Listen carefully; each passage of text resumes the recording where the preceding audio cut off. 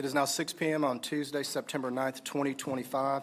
This meeting of the Clean Independent School District Board of Trustees is now called to order. The following trustees are present and participating: Susan Jones, Vice President; Brenda Adams, Secretary; Marvin Rainwater, Board Member; Oliver Mintz, Board Member; Rodney Gilchrist, Board Member; and me, Brett Williams, President and Presiding Officer. Absent and not participating in this meeting is Board Member Tina Capito. For the record, a quorum has been established and is present. We'd like to welcome Lieutenant Colonel Veronica Jordan, filling in for Colonel McClellan from Fort Hood. We'd also like to welcome School Liaison Officer Christine Caparco with the traditional wave. Hello. As a reminder, anyone wishing to speak at public forum must submit their sign-up sheet at this time. It has been the board's practice before each regular meeting to have an invocation and pledges of allegiance to the United States flag and Texas flag. Tonight, the invocation will be led by Vice President Susan Jones, and the pledges will be led by Trustee Oliver Mintz. Please stand.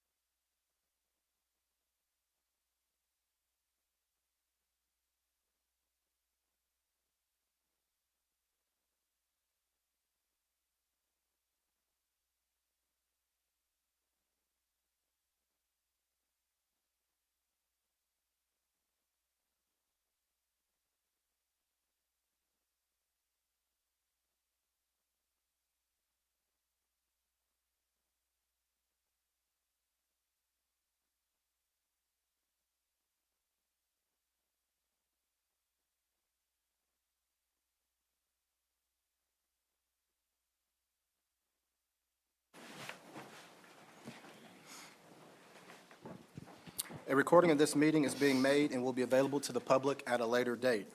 We're also streaming this meeting on our cable channel 17 and on the district's webpage. Agenda item number 1, public forum. The board will now hear comments from those who've signed up to speak. Per board policy, each public comment is limited to 3 minutes. I'll ask the audience to please refrain from any public outbursts and to maintain decorum. Parents, employees, and citizens are encouraged to utilize the district's grievance process to the fullest extent possible. Related policies are available on the district's website or upon request. For the record, we ask that all public forum participants begin by stating their name and the city in which they reside. Once complete, your 3 minutes will begin. Okay. First, sign up to speak, we have Kathy Hickok. Welcome.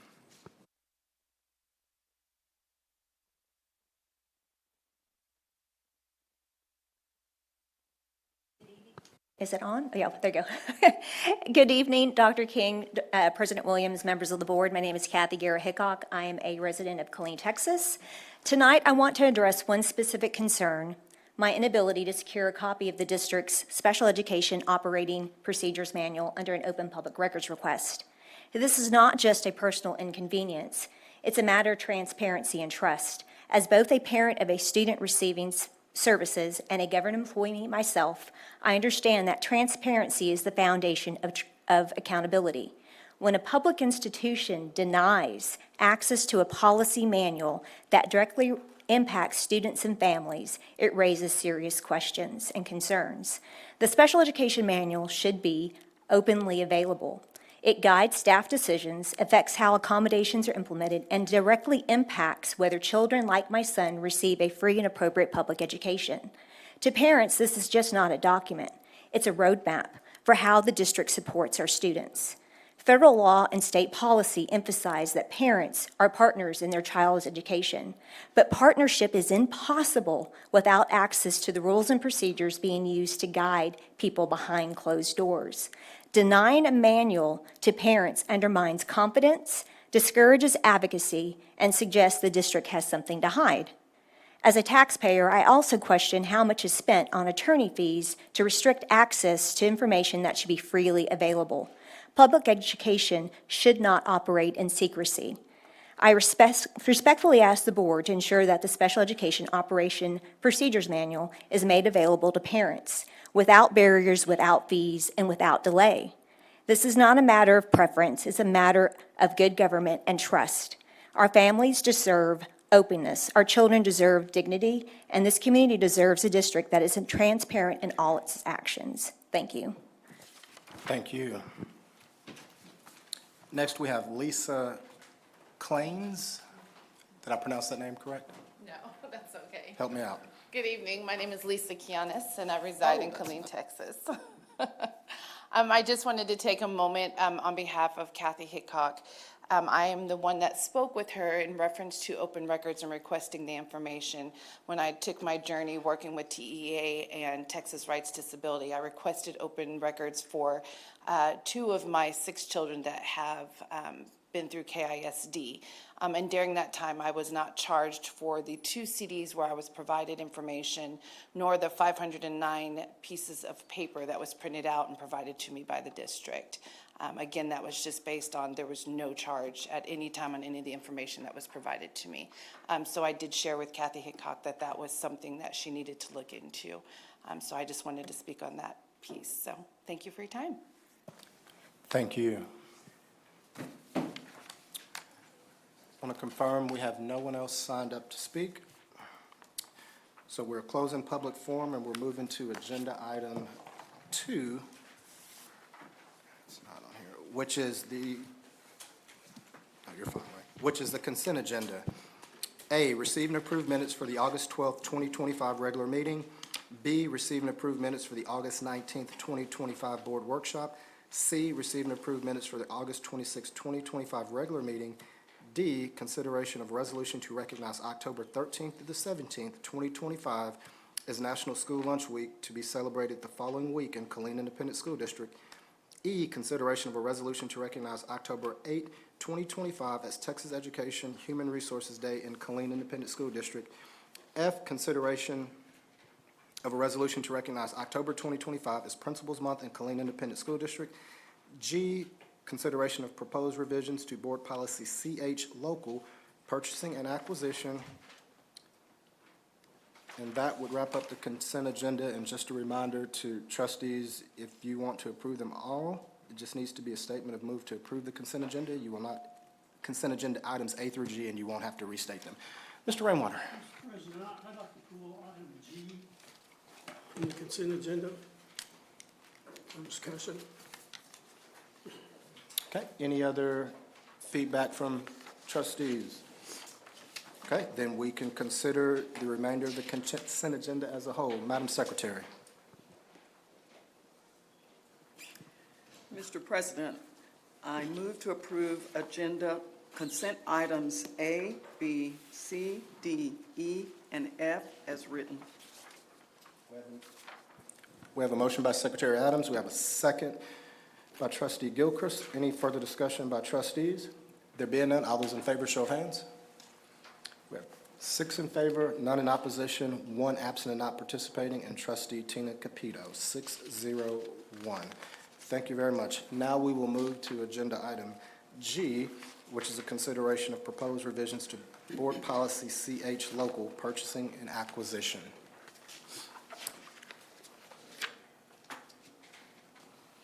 Mr. Heckenberg.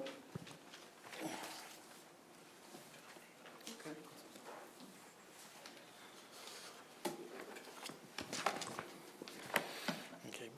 Good evening.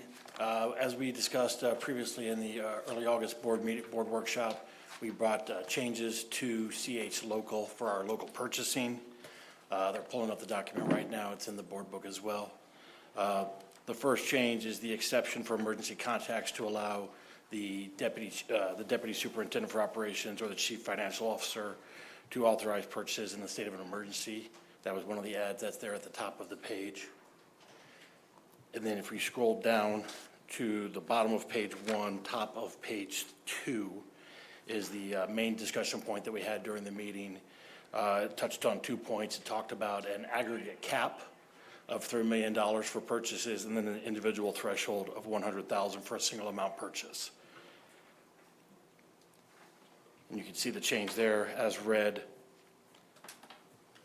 The other pieces in there, and this is the part I want to make sure we're very clear on, is the second part of that sentence where it's all other contracts shall be subject to approval by the chief financial officer or the purchasing director, and the aggregate value of such contracts may exceed 3 million within a fiscal year as a result of cumulative transactions. That was the part when we were talking about the services, and then we would bring those to you as we approach that 3 million threshold.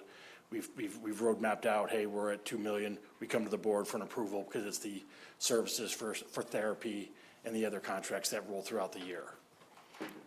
And then there's the last piece that is in there is split purchases of substantially similar items in an effort to avoid the aggregate threshold is prohibited. And then if you go to the the third page, the only other change was a regulatory change to the purchasing using federal funds.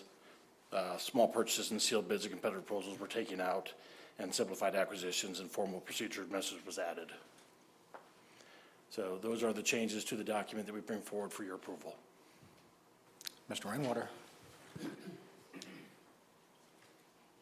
My understanding was when we discussed this August 6th, Yes, sir.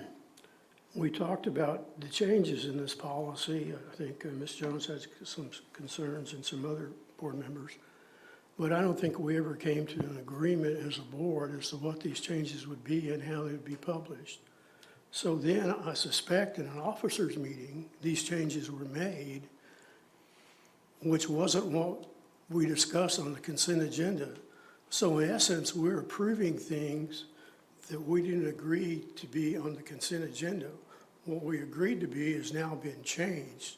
So to me, you take the whole thing back and start over again, so the board can have input and make a decision on how they want to handle the situation and be truly informed.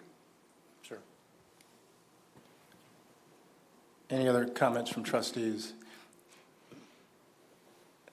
Mr. Rainwater, now I know that we worked through this, and Madam Vice President, I don't want to speak for you in this item, but it was my understanding that there was a general understanding that you were satisfied with the modifications that were made, that you requested to this policy, correct?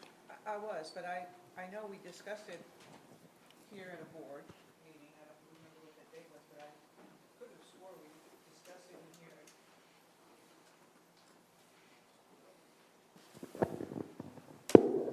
We discussed it on August 6th, I'm assuming. I don't have those dates in front of me because the time seems to fly. It was August 6th. It actually seems like it was in July. And then we had another discussion about it. And then the administration did give me the courtesy of looking at the document to see if I agreed with the way the verbiage was written, and I did. So yes, but it is here before us to vote on it as it is, so. Correct. And then I'll yield to you, Mr. Rainwater. The comments, if I remember correctly, Madam Vice President had some recommendations. We discussed those, I think, in 2 meetings, but at the final meeting, I think most individuals here had stated that they found that to be a reasonable, compromise in terms of what we're looking to do.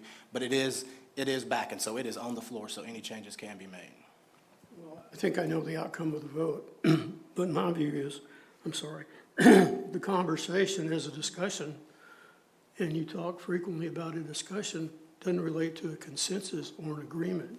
It's a decision of Ms. Jones in an officers' meeting to go forth with her design of this purchasing plan, which I simply don't think is fair to the rest of the members of the board. Mr. Mintz? And I think I would agree in part with Mr. Rainwater that when I saw this, it was on the consent agenda, I wasn't 100% sure that we had kind of nailed that down yet. It's my recollection that the discussion circled around, I think we were okay with the numbers, at least as I recall my own thoughts on it, that we just wanted some safeguards in place. And I think as written, it accomplishes that goal. However, I think it is worthy of at least a short discussion tonight, simply because these are large sums of money. They are it's taxpayer money, and we are the oversight function for that money. So I would certainly welcome some short discussion on it this evening.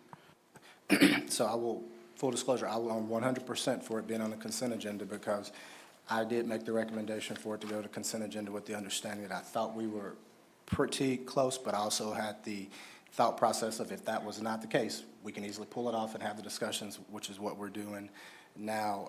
Also, the policy as proposed to be amended goes to a more restrictive policy, as opposed to, I don't view it as we're trying to run something through the consent agenda and all of a sudden we're giving more, we're opening up the bank, so to speak, and that's probably not the right words to use, but it's on the floor, so it is open for discussion and consideration and amendments, or what's your desire? Mr. Rainwater. I'll just say I think that the current policy is appropriate and is good enough, and would recommend we keep the current policy in place. Thank you. Feedback from any other trustees? Mr. Mintz. And Mr. Heckenberg, just so we understand, Mr. Rainwater so the difference between the current policy, which is the single items of 100,000, and the policy as written and presented tonight is the $3 million cap. That's Is that correct. And That's the additional restriction on preventing split purchases. Absolutely for purchase, correct, the like items. Okay. Thank you, sir. Mr. Gilchrist. So, I just want to be clear. So, before if we don't make these recommended changes, then there is no cap. It's just a single item cap. Correct. But if we approve it as the changes are submitted now, we will have basically the same single amount, but a cap, which will require them to come back to us if they get close to exceeding that. Correct? Yes, sir, that is correct. Okay, thank you. Madam Vice President. Mr. President, I would like to make a motion. You got the floor.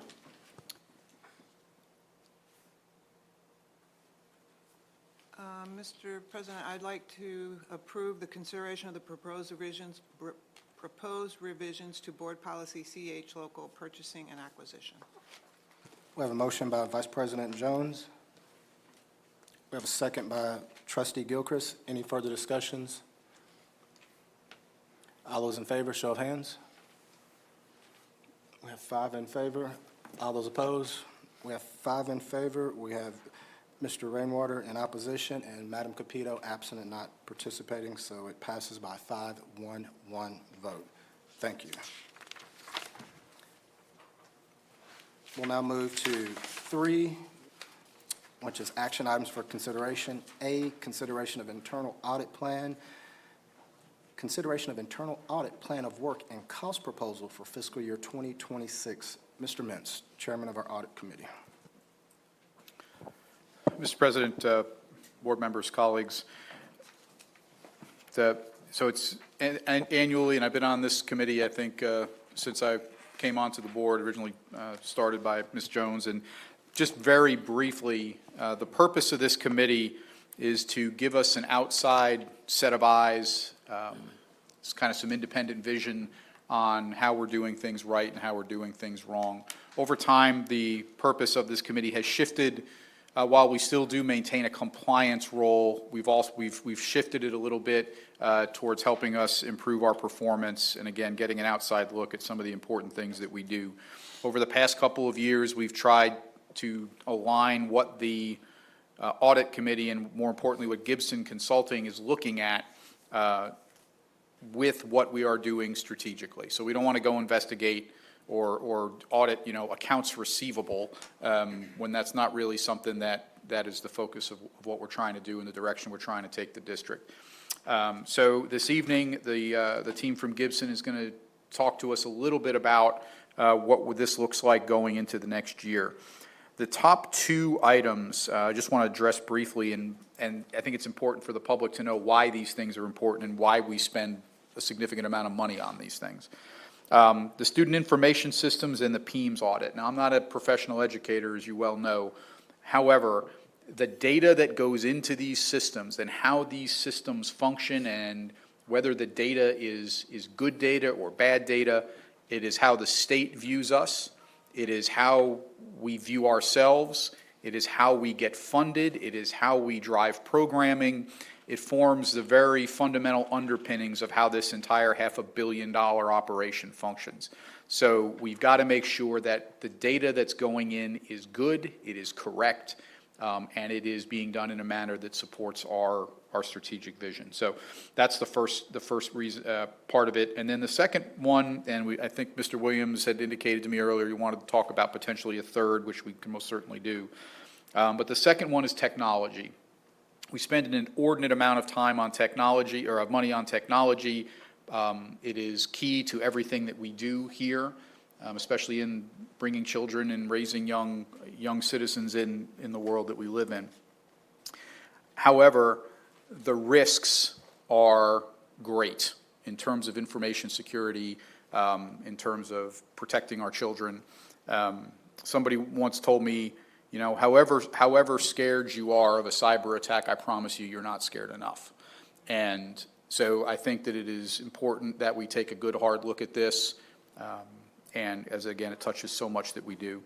And then I think number 3 that we would potentially consider is a booster club audit, just because that is the money that our parents contribute, and we really do need to take steps to make sure that not only is our parents and the money that gets contributed by this community safeguarded, but it's also used for proper purposes. So I've probably spoken too long. I turn it over to Kent and Ollie to talk a little bit more in detail. Thank you, Trustee Mintz. President Williams, trustees, Dr. Davis, thank you for having us here tonight. As Trustee Mintz mentioned, we're going to go over our cost proposal for FY26 internal audit services. If we go to page 2 on this proposal, we include a figure that lists out our approach and framework for all of our projects. First phase is planning, and that includes finalizing our scope and schedule, and then also issuing the data request. We tend to request a lot of data in our projects. We like to be as informed as possible, make data grounded findings and recommendations. The second phase is field work. For these projects, that would consist of interviews with departmental staff, campus staff, group interviews as well to get stakeholder feedback. Analysis and testing is where we spend most of our time on these projects. That's where we do things like organizational analysis, process analysis, benchmarking, trends, or audit testing, looking at a transaction, a sample of transactions and getting supporting documents. We then combine all of what we learned in field work and testing and analysis and develop a draft report with findings and recommendations for improvement. Moving on to page 3, we have our first project that we're going to cover tonight, which is our SIS and PEIMS audit. I'll just echo what Trustee Mentz said. The data that is submitted to TEA through PEIMS is critically important for every school district, not just KISD. But because of that, it is really important that you have strong controls, ensuring that data is complete and accurate, and you have supporting documentation behind it. What makes PEIMS and SIS so, I say, risky is because of the number of hands that touch it in a district. These are all of your end users have input into this system. And so it's really critical to make sure we have strong district controls to support our campus staff. If we go a little bit deeper onto page 4, where we talk about the SIS function of this work, we're really going to look at configuration and controls in here. We're going to look at policy alignment, how user access is provisioned, and is it timely removed. We've seen that in some districts where someone will get an account and they may exit the district, but they still maintain that account. That's obviously very risky, right? And so we want to make sure that that's not occurring at KISD. We'll also look at field level data entry and validation controls, how your SIS is integrating with key third-party systems. Are there controls over those data exchanges? And then finally, some disaster recovery and backup readiness scope is also included in the SIS. And we can go down to our PEIMS work, which is a little bigger than the SIS portion of this, just due to the nature of all the data we're going to look at. So on page 5, we list our scope questions for all of our domains in the PEIMS audit. And so what we're looking at in PEIMS is organization and management, training and support, attendance, leavers, special programs, discipline, and then our new data submission process to TEA. So I'll summarize what we're looking for in each of these areas, and then we'll move on. But in Oregon management, we're really looking at alignment and collaboration. How are our PEMS and SAS functions working with campus leadership, departmental leadership? What's the accountability between these two functions? And are they meeting timelines and standards? We'll then see, do we have clear roles and documentation on responsibilities for PEMS, data entry, validation, review? Are these documented and disseminated? Lastly, in this section, we want to see, is there adequate resourcing and staffing for the PEMS function to do the work they need to do? Training and support, and this will be similar to what we talk about in technology audit. These two audits are audits of service organizations that are there to support our campus leaders and campus staff and district staff. So this is a critical aspect of it. Are they training our end users appropriately? Are they supporting them? Are they responsive to questions and concerns? That's an important aspect of both of these projects. A big area we touch on page 6 is attendance. Obviously, this is the big revenue generating for every school system. Our view is really looking at daily attendance taking. Is it occurring on time? Is it occurring accurately? And how is the district set up to ensure that that does occur? Are we taking advantage of information system configurations to limit when attendance can be taken? What are our procedures for the first day of school, for substitute attendance, for field trips? Things that we have seen in other districts that can kind of muddy the waters and could, impact the amount of funding that we get. Lastly, in this area, we look at our 6 weeks reporting process. So are our campus principals reviewing data as they should? Are they challenging data? Are they seeing if it's reasonable? That's something we look at. Moving on to page 7 is our levers portion of this work. Levers and special programs is really about documentation controls. When we apply a code to a student, are we following what the student attendance accounting handbook says that we have to have? Are we recording these students accurately? Why levers is important is because that impacts accountability. If you have a student that leaves and they aren't coded as a dropout, you need to have supporting docs to show where that student went. So we have a lot of testing in this area to make sure that that's occurring. Our special programs that we're going to look at on page 7 is special education, emergent bilingual, immigrant, economically disadvantaged, and pre-K. So within all these programs, we're going to look at eligibility, controls over that documentation, and then if there are third-party systems where this data resides, likely in economically disadvantaged and pre-K, we want to make sure that there are good controls, like we were looking at in the SIS portion, that data is transferring properly. Discipline is our second to last area on PEMS and SIS. That's on page 8. Big portion of this, how are we counting attendance when students are in alternate settings? Are getting accurate data between those alternate settings? How are we making sure there's no double counting occurring? Another big portion is program continuity. How are we maintaining CTE, emergent bilingual eligibility while students are placed in disciplinary settings? And then what's the documentation supporting these placements too? The last area is on page 9, and that's our new TSDS submission process. We want to see how the transition went for KISD. A lot of our clients had some headaches and challenges. I think that was pretty common throughout the state of Texas, so that's not just our clients. But how are these issues remediated, if they did exist for KISD? And what were some of the change management processes that the district underwent to train, implement the new way of uploading and transferring data to the state? And Ollie can answer more questions if you have them on that. Continuing on page 9, we then go into our methods, analyses, and tests. As I mentioned earlier, we'll do interviews and focus groups. This includes a heavy component on your campus staff. We will talk to kind of attendance clerks, PEIMS coordinators, principals, registrars, special program coordinators, counselors. They're the folks that own a lot of this data, and so we want to get to the source and talk to them. So they'll have a heavy role in this audit.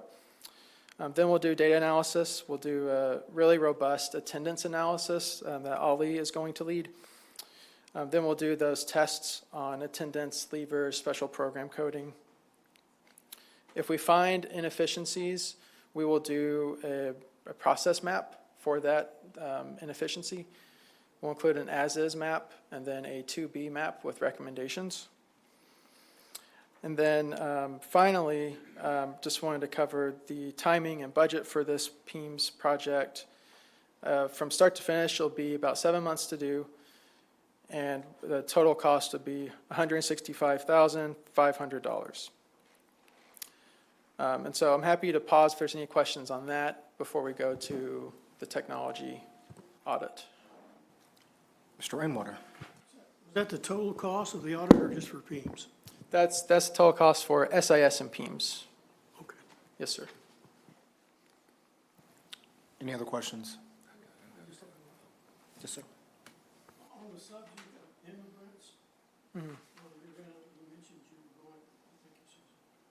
mentioned you were going to use that as part of your study. Being such a sensitive area in our nation today, how are you doing all that? I didn't recognize you. Yeah, Being so let me finish. Oh, sorry. Let me finish. Being such a sensitive area in our nation today, I just need to know how far you're going to go in the documentation of our immigrant students and what we can expect from the audit at that level. Thank you. Yes. So there are prescribed standards for how a student should be coded as an immigrant in the attendance accounting handbook through TEA and also through, I think it's Title III. They have to be, in the U.S. school system for fewer than 3 full school years. They have to be born outside of the U.S. and they have to be between the ages of 3 and 21. So all this test is going to do is essentially check if a student is coded as an immigrant student, do they meet those eligibility criteria? We also do kind of a completeness check. So we'll request a whole data source to list, birth country, age, and years in school to see if there are any students that should be coded as immigrant to help, increase potentially Title III, I think it's Title III Part A or maybe Part B funding. But the type of data that we look at and that we would present publicly is never going to tie back to an independent student. Our audit team would have to look at an independent student to get kind of supporting documentation. Great. But we're never going to include any identifiable information. And so what we're doing is behind the coding of it. We're not getting into services provided or anything like that. Thanks so much. Thank you. Dr. Davis. There we go. A quick question on page 7 as it relates to special programs. As you all know, that impacts funding as it relates to WADA, right?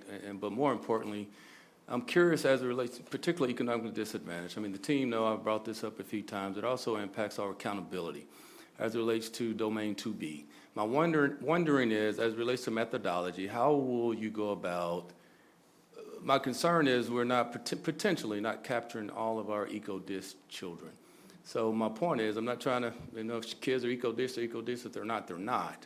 But the reality is, if for some reason we're lowballing that number, it can impact us both funding and accountability-wise. So my wondering is the methodology. Do we look at a baseline to where we were in the past, and if we reaching that baseline, does that make sense to where we know we're truly capturing the percentage of eco-dis children Because if we have a campus that's truly at 80%, but they're only capturing 60%, we're losing funding, and it impacts them in a negative fashion accountability-wise.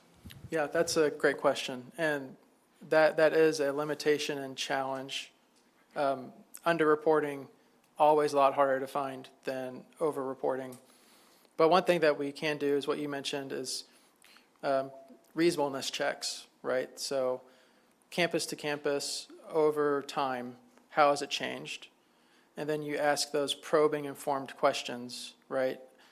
The other thing that we always do is how are we capturing this data? How are we capturing these income verification forms or free and reduced lunch applications and inputting them into the system? Do we have campaigns in place to encourage parents to sign up and do this?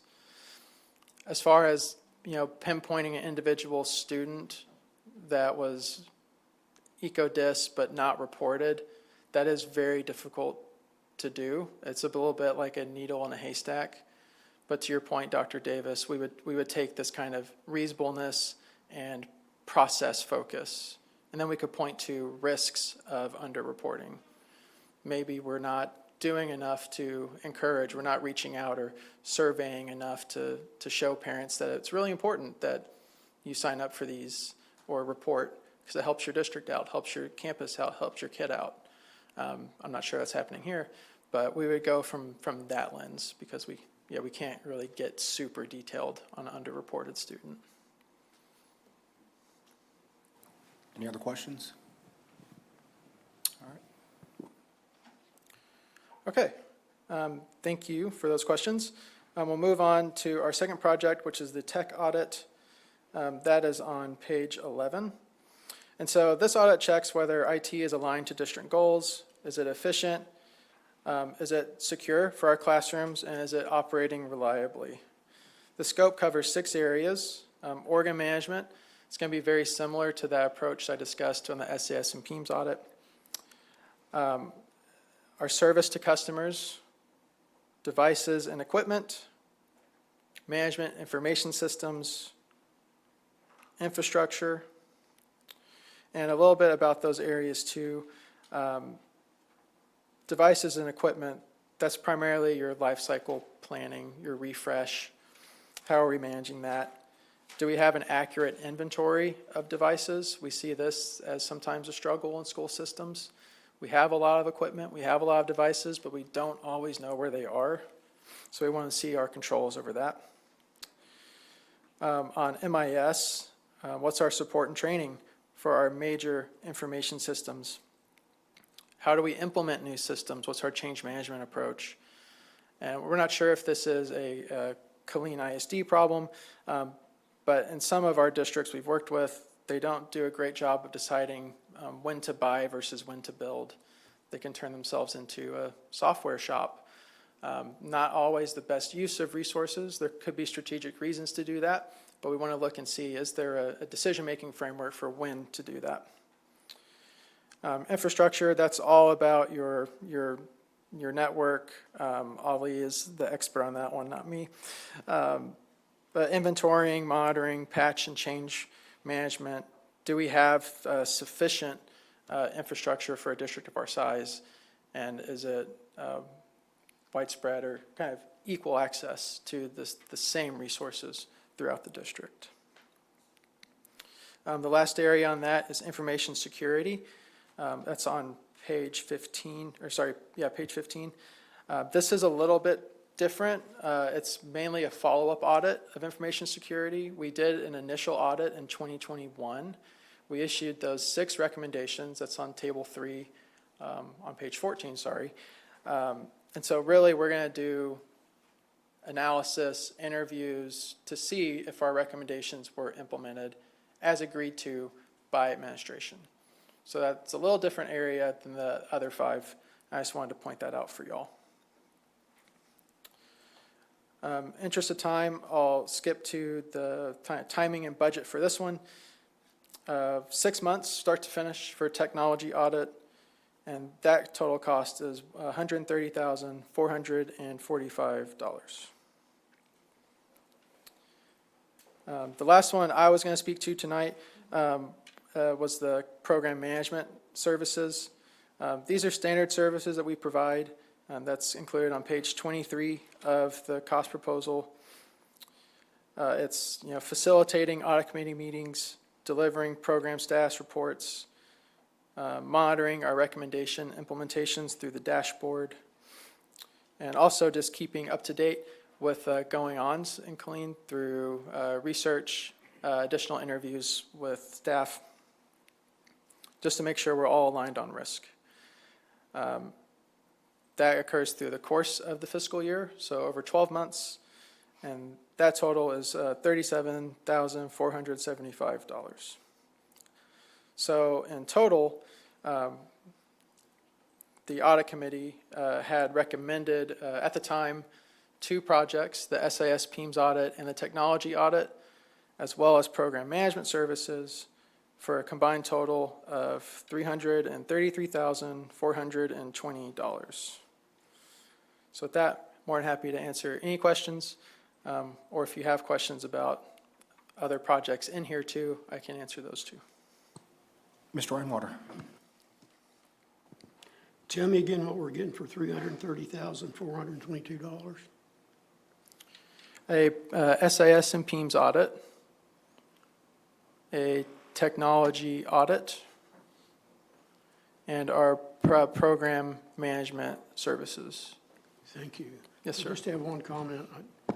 I know technology is important in our school districts, and we've done some audits in 16 and 17 and 20 and 21.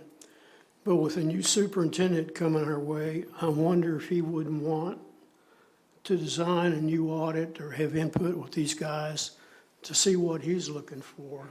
And with the incredible crisis that we're facing now in the school district, if we could focus the technology audit on cybersecurity, as Ollie says, you don't know how bad it gets till it's bad as it gets.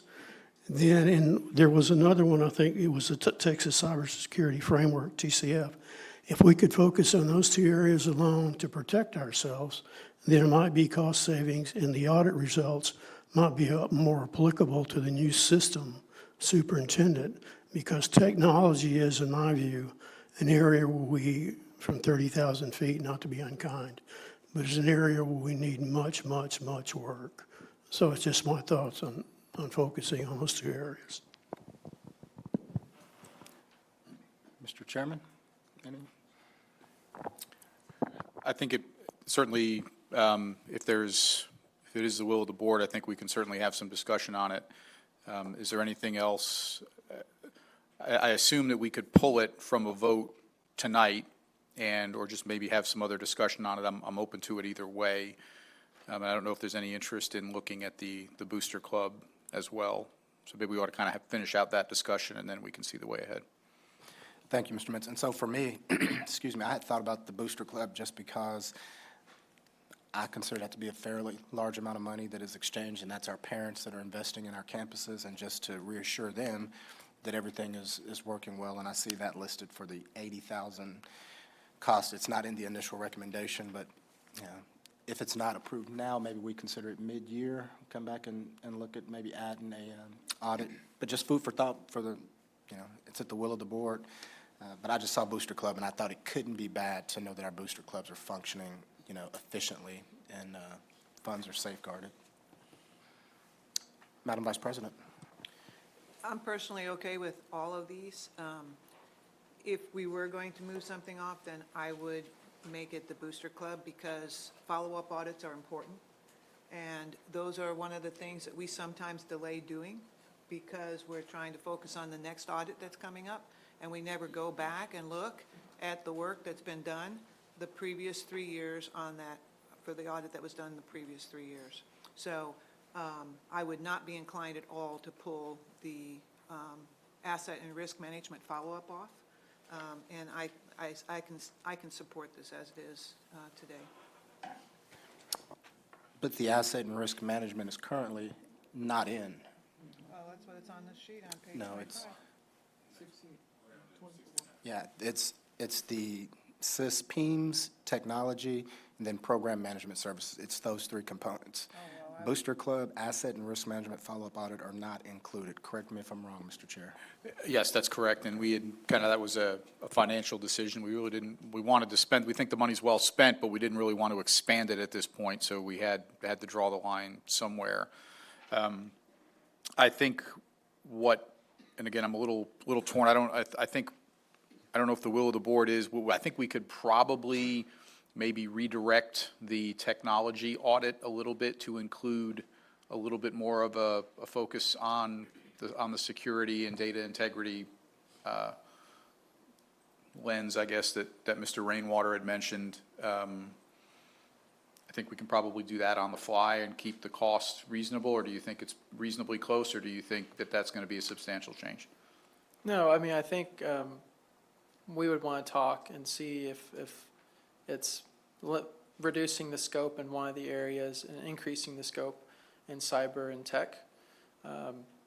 Because we don't want to give you like a haphazard answer here. We want to make sure that we've looked at the hours assessments and that it's feasible for all of us to do. But we're not going to come back and say, oh yeah, we can do that, but it's going to be 50,000 more.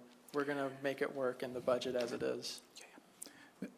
Oh, Mr. President, I would suggest maybe that we just, if we press pause on this and push the decision back maybe to the next meeting to allow, I don't know that we have to have this decision this week. That would just give us time to get that nailed down and then see if there's any desire to move forward with the Booster Club. Madam Vice President. Could we consider the follow-up, though? Because I do think that's important. Absolutely. We can consider everything. It's at the wish of the board. The Booster Club, I will pull that one off, my request to take a look at that one. Okay. So then let's do this. Let's just push this back. We'll take a vote on it. Perhaps the next one will give me some time to talk to Kent and Ali and the team there.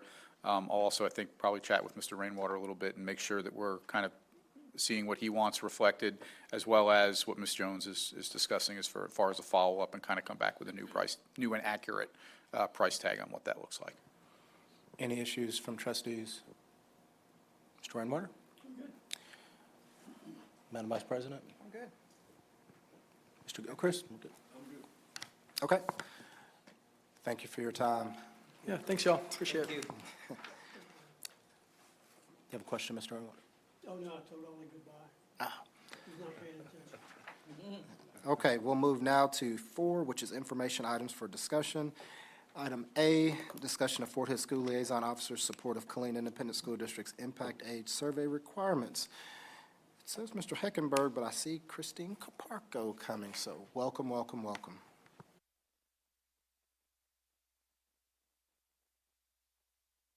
And Board of Trustees, thank you for having me. There we go. My name is Christine Caparco, and I am your Fort Hood School Liaison Officer. And I am here today to provide information regarding the installation and the garrison support on the impact aid process for Killeen ISD.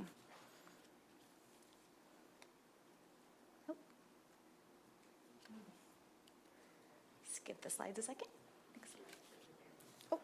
Oh, there it is. Sorry about that. Let's test it. There we go. All right. In front of you is an information sheet that is provided from the Garrison Command Team from Fort Hood, with just a brief overview of the supports in place currently right now from the garrison. Fort Hood understands the importance of the impact aid process and is here to support Killeen ISD through that. It's done through a 3-phase process, including the pre-distribution phase, the distribution phase, as well as the post-distribution phase. During the pre-distribution phase, the installation focuses on information and getting the information out to the community, specifically those on the garrison. One way that is done is specifically through a meeting called the Community Service Council meeting that is chaired by our commanding general and has all installation command at it. We do invite Killeen ISD to join us during that meeting and to present on impact aid, the importance of it, and the process in the district. We were lucky enough to have Dr. Osborne join us for our August meeting, so we are in the pre-distribution phase currently and getting that message out to the installation.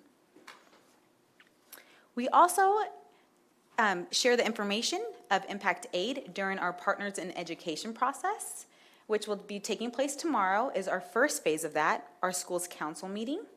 During that meeting, we have a representative from TEA coming to speak specifically on impact aid. The attendance and the audience for that meeting is installation command teams, and that meeting is also chaired by our garrison commander. We also have a formal memorandum of agreement with Killeen ISD to ensure that it is formal, that we have supports in place to support the district with the impact aid process.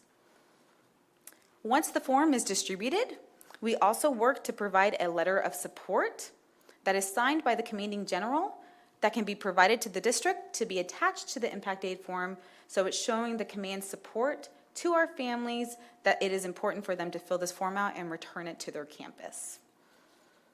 Also, during the distribution phase, we support by working with Killeen ISD on marketing materials to have a very strategic plan worked out with our public affairs office to get that information distributed in as many ways as possible to ensure that it's disseminated to the lowest level on the installation.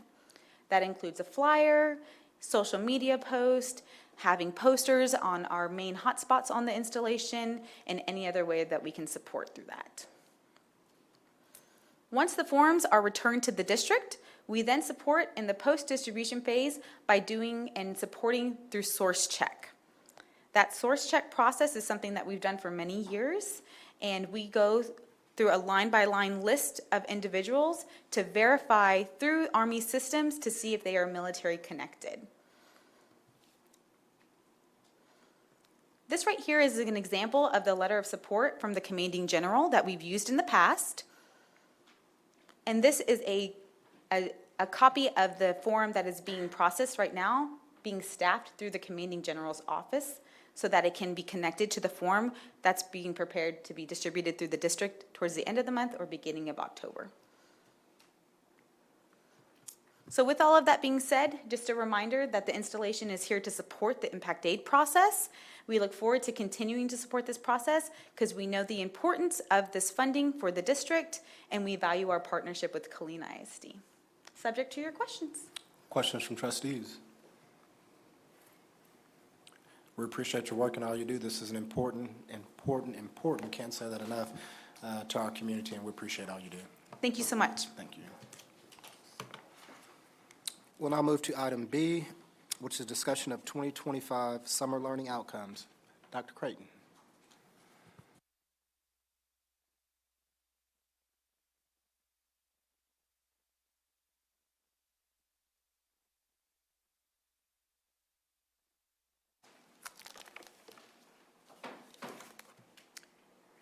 Good evening.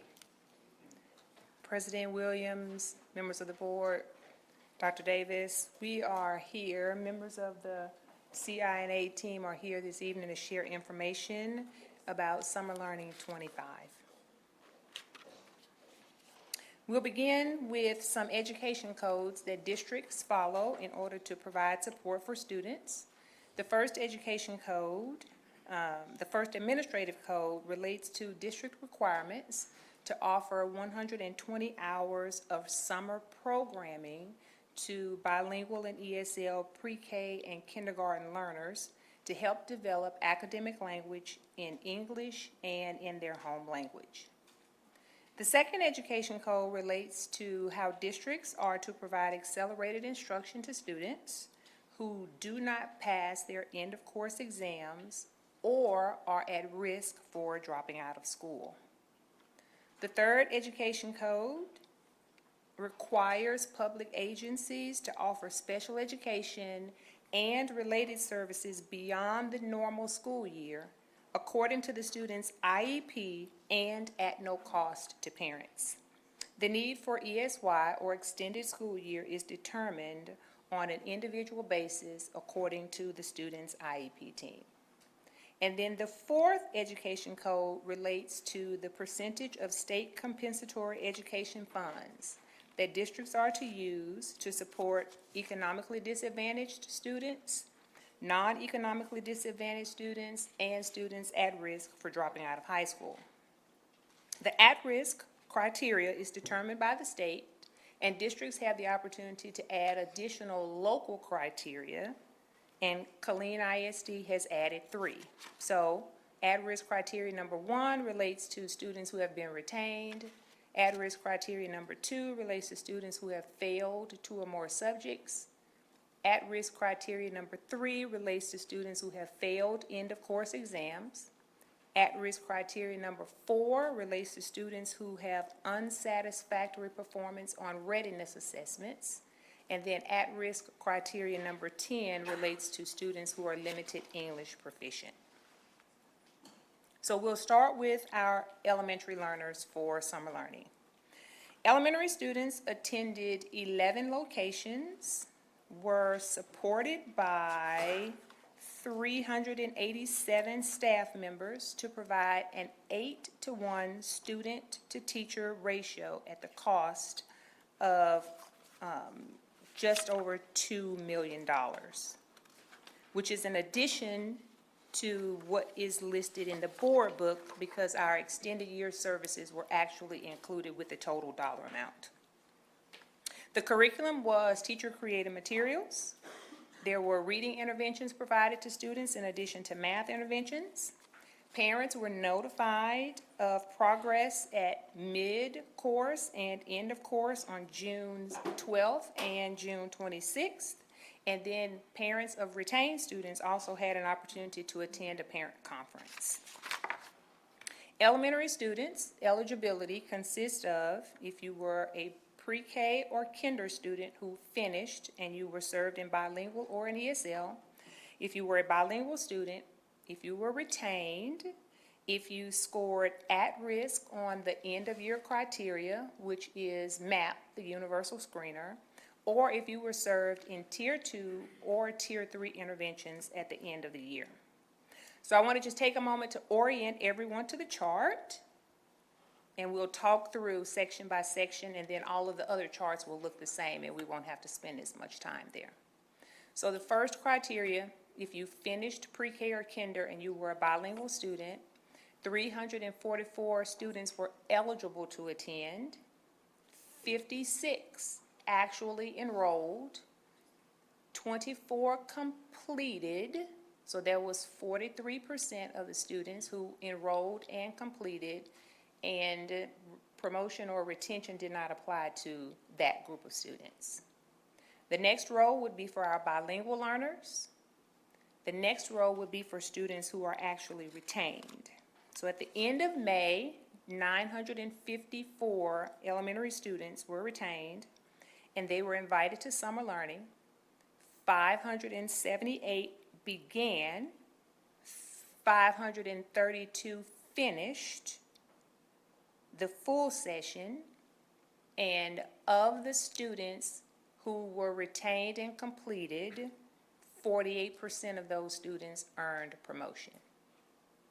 The last row would be for students who were eligible because of their scores on MAP or if they were in a Tier 2 or a Tier 3 intervention.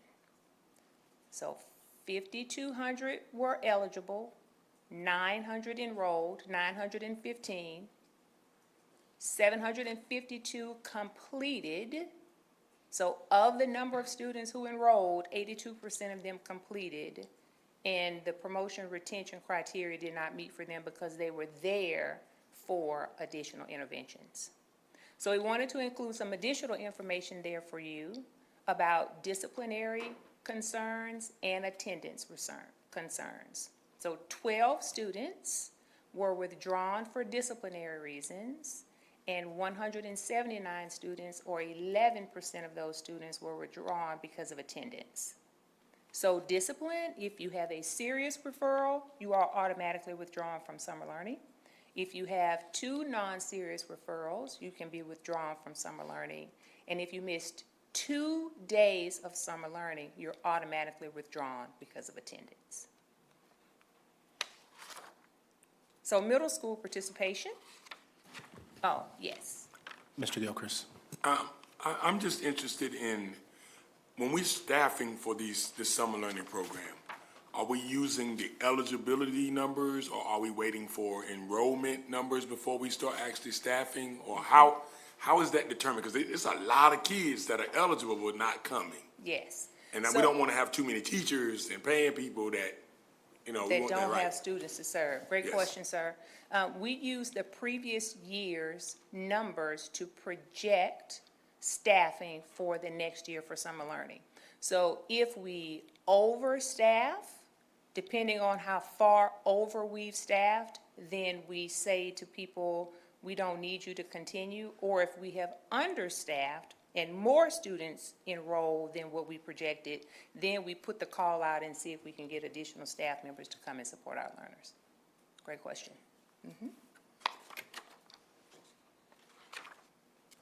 So for our middle schoolers, they attended summer learning in 4 locations, and we had an additional location for Gateway Middle School. They were supported by 320 staff members with a 9-to-1 student-to-teacher ratio. Of the 1,418 students who were eligible, 1,035 students enrolled, which was 73%. 929 completed summer learning, which is 90%, and of the students who were retained, 96% of those students earned promotion. At Gateway, we had 109 students who were eligible to attend, 73 enrolled, 64 completed, and of the number of students who could have earned a promotion, 84% of them did. 15 students were withdrawn at middle school for disciplinary reasons, which was 1.35%, and 91 students were withdrawn because of attendance. For high school participation, that looks a little different because they can attend if they did not pass the STAR exam.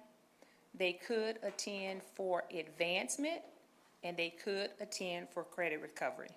So our high school students attended 2 locations and Gateway High School so that we would have a separate location for them for intervention, EOC remediation, and credit recovery. So the chart is pretty consistent with what we've done in the past, except for the EOC row. That looks a little different. We had about 2,800 students who were eligible to attend EOC remediation. 56 students enrolled in the support, and of the 56 who enrolled, 32 end-of-course exams were passed. So we know as a team that we have to do something else to get our EOC failures to attend intervention so that more of those students are able to retest during the summer to pass instead of having to do that throughout the course of the school year. When it comes to credit advancement, we expanded that this year. We had 1,515 students who enrolled to advance with credits. 1,391 completed, so 92% of the students who attempted to advance in credits actually completed, and we had a total of 1,388 credits that were earned by our attendees. And then the bottom row is information about students who attended Gateway High School. 9 students were withdrawn for disciplinary reasons, and 325 students, which is 23%, were withdrawn because of attendance at high school.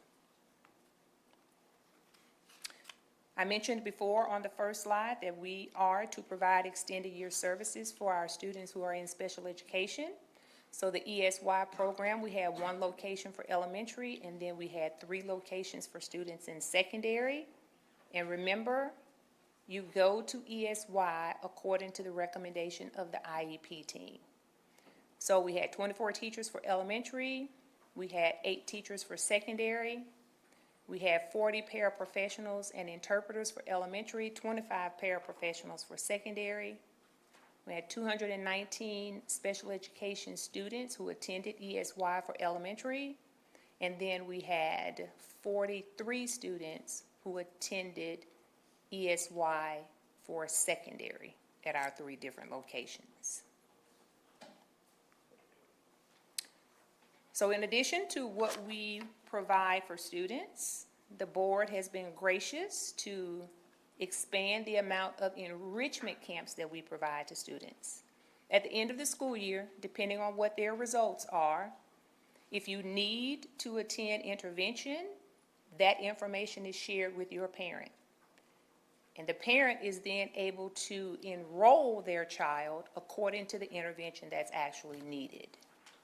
If you do not need to attend intervention and you want to give your student an additional opportunity, then they are able to register for enrichment courses. So for elementary enrichment, we had 7 sites at a cost of $839,987. And you can see the cost of the camp at each location in addition to the number of students who attended. For secondary enrichment camps, the exact same premise occurs. We had 5 camps, and then our math students for the new enrichment camp that we offered for 5th to 6th grade math support were actually included with the same site for algebra readiness. So we had 6 camps there at a cost of $179,276. And as you can see there, we know we need to do some additional marketing for our enrichment camps so that our students, when they leave elementary, we can better position them to be successful in math when it comes to middle school. We had fine arts enrichment camps as well. So we had musical theater, visual art, band, orchestra, and choir. And this chart is similar to the ones that we've had before, so I won't read all of those to you. But I did want to share a comment from a teacher who participated and had students participate in the enrichment camp as well. So the teacher said, this year's all-region choir camps really encouraged student leadership. Students returned to the classroom more confident in their abilities and began helping their sections during rehearsals. Peer-to-peer learning has raised the overall standard for the ensembles, and the camp has also increased motivation because students are surrounded by like-minded musicians. So our head choir director at Shoemaker High School made that comment about our camps. So we wanted to be sure we shared some key data points related to discipline, attendance, and students who attended summer learning on multiple occasions. So we had 18% of our middle schoolers who attended summer learning who had more than 10 discipline referrals in the 24-25 school year. And there were 5% of our high schoolers who attended summer learning that had more than 10 discipline referrals in the 24-25 school year. When it comes to attendance, which you know from the efforts that we've been engaging in at the district, we know we're trying to get more students in school. If you had students that had more than 10 absences, that percentage is a little higher at middle school. 48% of the students who attended summer learning had more than 10 absences throughout the course of the school year. And 56% of our high schoolers who attended summer learning exceeded 10 absences throughout the course of the school year. And then you wanted to know about students who attended summer learning in 25, if they attended summer learning in 24 or in 23. So we had 13% of our middle schoolers who attended summer learning in 25, who attended either in 23 or 24, and we had 25% of our high schoolers who attended summer learning in 25, who participated in 23 or 24.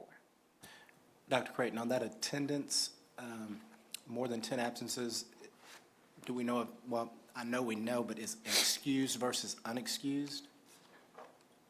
I'm just curious, in the future, for now, no, but to me, excuse me, that's an important thing, because are you just missing school because you choose to, or you've got doctor's appointments, and I just think that's an important data set.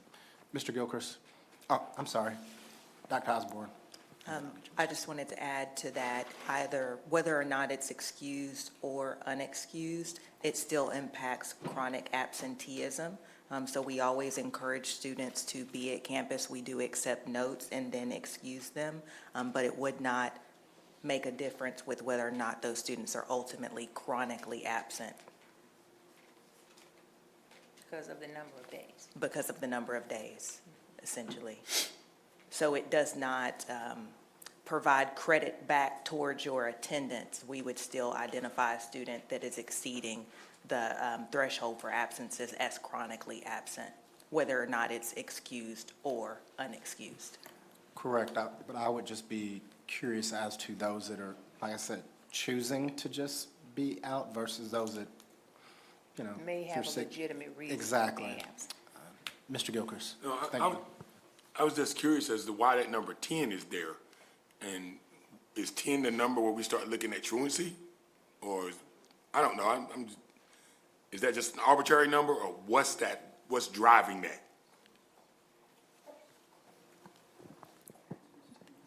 The expectation is that students attend 90% of the school year in order to be considered present and earn credit. So 10 is a solid litmus. We have about 170 days of student instruction, so that is where we find the marker. Yes, sir. Madam Vice President? So the attendance, part, I know we don't receive funds from the state when we have summer programs. That's all based through our budget.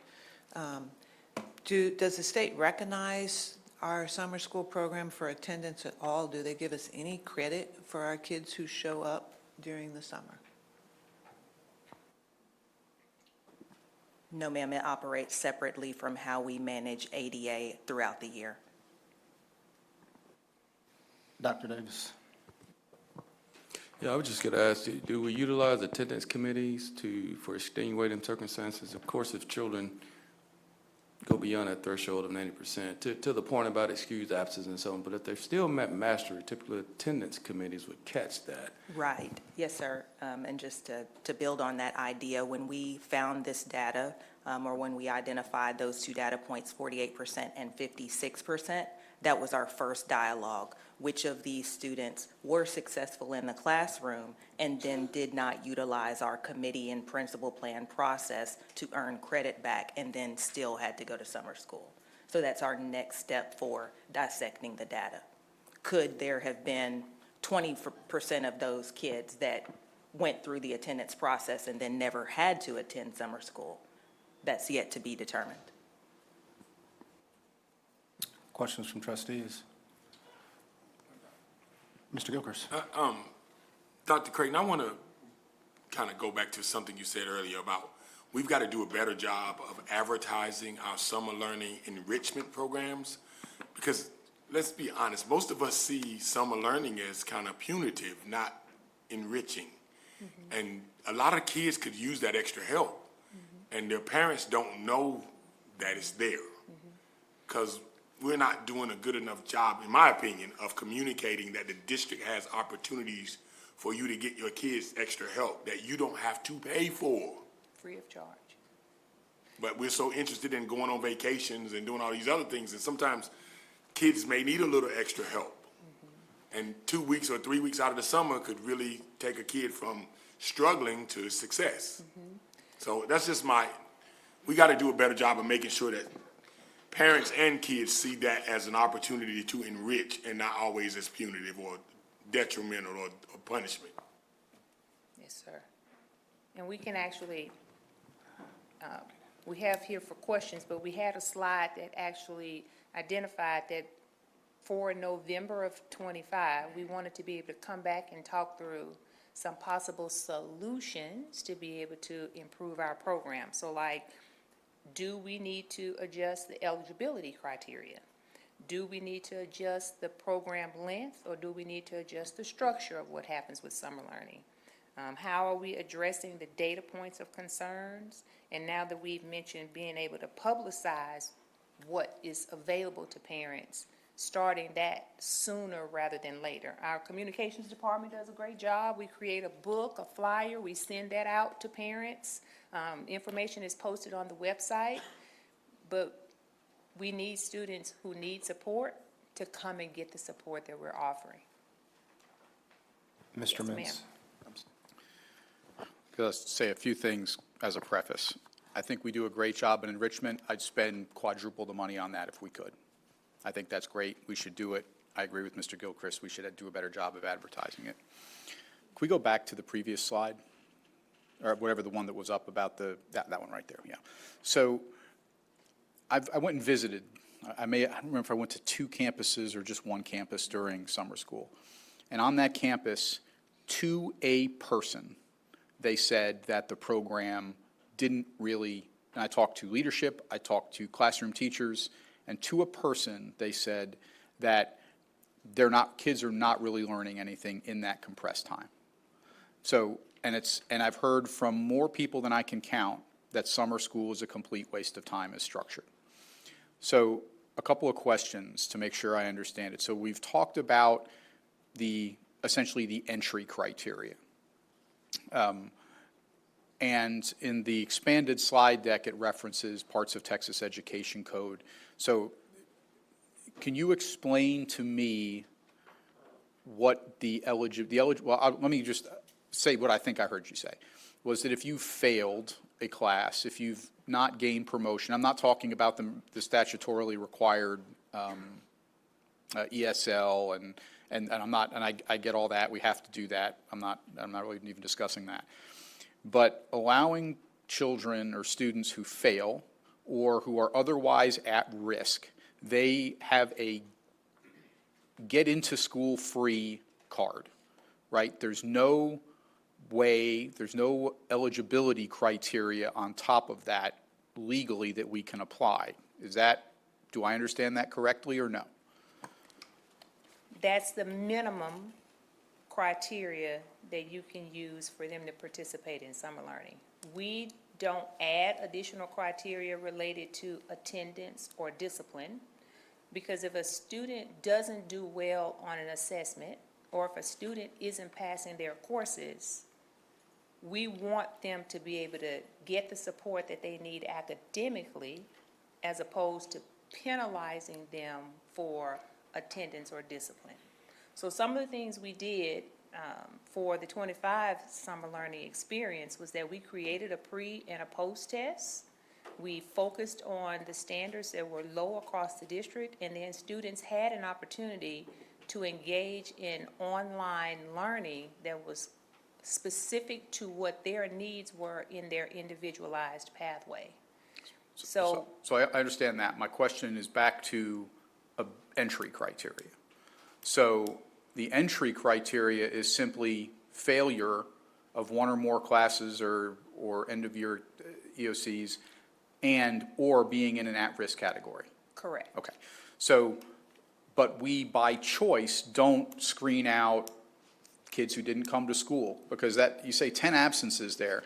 My bet is that's 10 10 unexcused absences. That means they could have there could have had 20 absences, and we're still letting them in. So it's 50% with just 10 absences. It's probably much higher than There that. could be more. Right. Yes. So you have kids that aren't coming to school, then we're putting them into a program that when I visited the schools, every person working in that school told me the kids aren't really learning anything or they're not getting caught up.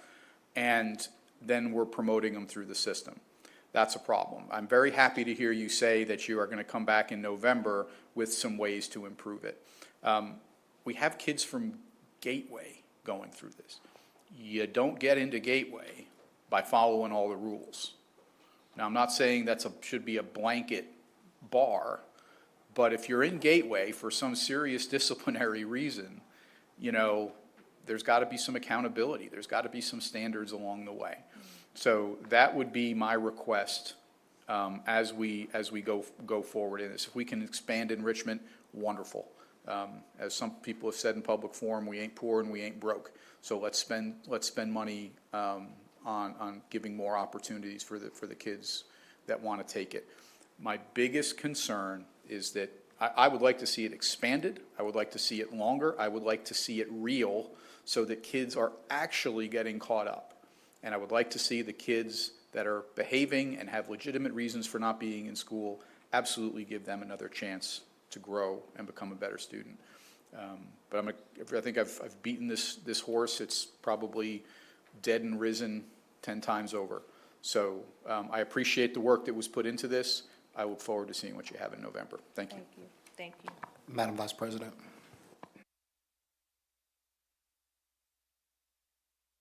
115, 101. I got it right here. Thank you. On page 115, it shows that, I have to go to it now because I was flipping through while Mr. Mintz was talking. It shows that we had children turned away. There, we had 36 turned away at Pat Kearney for both the June 9th session, and then 17 turned away on June 23. That's just because we didn't have the teacher capacity? Let me call Ms. Roden to the mic because she was the POC for enrichment, and we explained that on the slide, but we didn't include it. Welcome. Thank you. Jen Roden, Director for Advanced Academics. You have quite an eagle eye. So the way that it worked with enrichment is that parents signed their students up. Those who were turned away were parents who did not sign their students up. They just showed up that day. So we said, oh, no, we're not ready for you, but we do have openings next week. So were they turned away? Yes, they were turned away that week and told to come to the next session. Okay. The 17, the next session, that was a group of students who they were zoned to attend a different enrichment because it's based on where you live, not necessarily where you get a waiver to attend. And they didn't want to go to those schools, so they showed up to the school that they wanted to go to. And we told them, no, we can see you at the school where you're zoned, but we cannot see you at this school. So were they turned away? No, not really. They had the opportunity to go where we were waiting for them. They just chose not to. Okay, Does that's that awesome. address your question? That's awesome, because I was going to say, if we need to increase staffing next year, obviously, because this is one of my favorite programs, as you all know. Yeah. The students were thrilled, and we have a lot of excellent comments from students and parents alike about how much they enjoyed the program. Good, thank you. And then on page 101, when we talk about attendance, I think going back to that 10% attendance that we were talking about earlier, the students who had 10% absences and participated, then when we look at page 101, we see that 23% of our students were exited the program based on attendance. Am I correct on that? Yes. I need to get to page 101. Yes, ma'am, for high school. So is there any way we can graph that? I'm not asking you to do it for me. I'm asking that, are you guys even looking at that to see if those 23% that didn't come to summer or were withdrawn for attendance were the same category of that 10% that didn't come to school on a normal day? Or 20% didn't come to school for 15% of the school year, or 20% of the school year? Again, the academic dollars are important, and when something is free, we take advantage of it and we abuse it. And so I would be sad to think that of this 23%, the majority of them are those 10% that didn't come to school during the normal part of the year. Any other questions from trustees? Dr. Osborne. Dr. Creighton, I'd just like you to expand on one more data point for the public good as well as the information of the board. If you don't mind going to the slide with elementary participation And if you could talk a little bit more about the line with students that were originally retained in elementary school, they ultimately enrolled and completed, but they did not earn promotion, just so that the group has a little more information on the step that takes place and why those kids may not go on to the next grade. Yes, ma'am. I mentioned earlier that we administered a pre and a post test. We also administered, for those who were retained, assessments throughout summer learning to see how much content they were actually mastering. So if you had 70% on your assessments, we identified that that would be passing, and those tests were taken into consideration for students to earn promotion. So some tested and did not average 70% on their assessments, so they remain retained at the end of summer learning. So everyone who was there to try and earn promotion, as you can see from the percentage, did not. Any other questions from trustees? Dr. Davis, you and your team, just a few notes that I had. The summer school program, I think about our middle schools that are struggling, and I just wonder if it would help us if we offered summer school at those campuses, because those students are, when I think, Palo Alto, Manor, Eastern Hills, so it's easier for them to get to the location. And I just wonder if there's some value in that, if we do our free lunch program there during the summer at all those campuses, so you can get educated, you can get meals, make it conducive to being in a structured environment that also gives you an opportunity to learn. And I don't know if there's value in that. That's just a thought process that I had as I made my way through the notes. And I do agree with Mr. Mintz on extending the length of the program, even if it's the day. They talk about habit forming, and I think it's hard for the kids. I'm not an educator, won't pretend to be, but I just know about habits. And if you only spend 14 to 20 days, it's hard to form a habit. Susan, how long does it take to form a habit? 21 days. 21 days. So we need to be at about 42 days so we can have just super solid habits, and that's just my 2 cents on it. So thank you. Dr. Osborne, I'm sorry, Dr. Osborne. Madam Secretary. I had a quick question about middle school. Are the best practices and the research showing that we're moving away from reading academies? I know that when I was a principal and we had this issue before in middle school, we did reading academies, not only for the teachers, but we did reading academies during the summer. And I know that many of the assessments that we give our students relate to their ability to read and comprehend. Have we given any thought to doing some type of reading academies for our middle school students? Or is that not best practices anymore? Have we gone away from that? Well, I'm a big girl, I can take it. Yes. Yes. Well, the state identified that reading academies were mandatory for kinder, first, second, and third grade as we were moving away from balanced literacy to a more structured literacy approach. So all of our kinder, first, second, third grade teachers, in addition to administrators, have moved through the Reading Academy by TEA. You used to have a virtual option.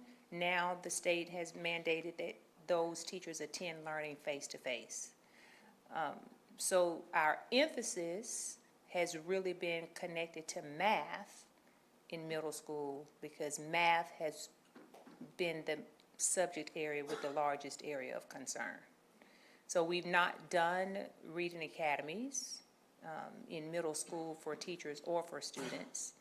The state did it in primary grades for structured literacy and is now adding math academies, but nothing at this time for middle school reading academies.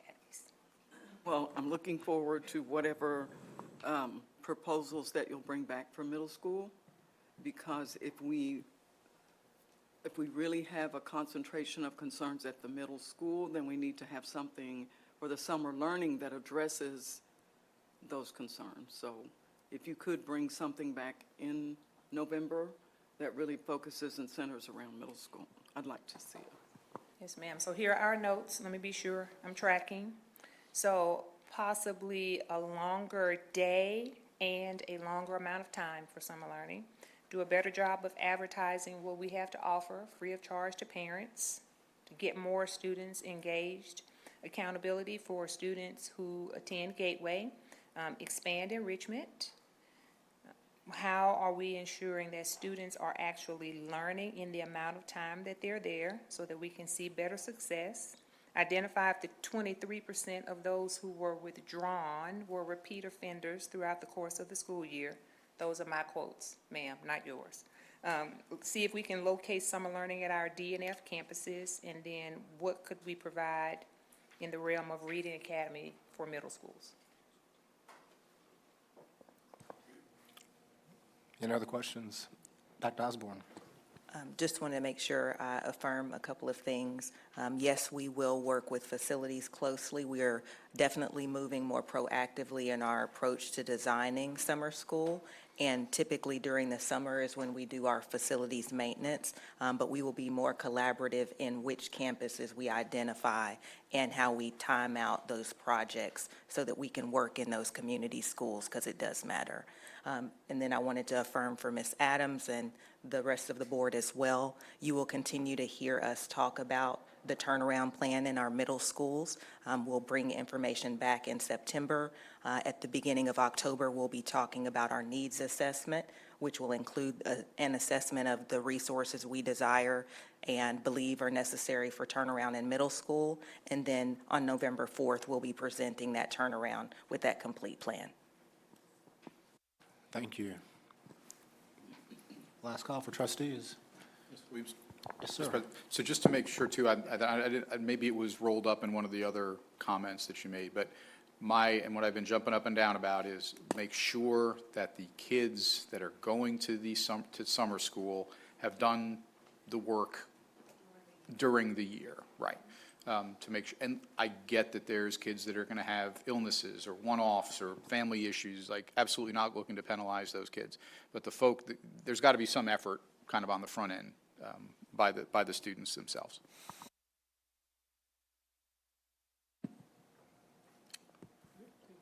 Thank you, Dr. Creighton. Appreciate you. All right, next discussion item, C, discussion of employee pay frequency and wage access options. Mr. Will Baker, welcome.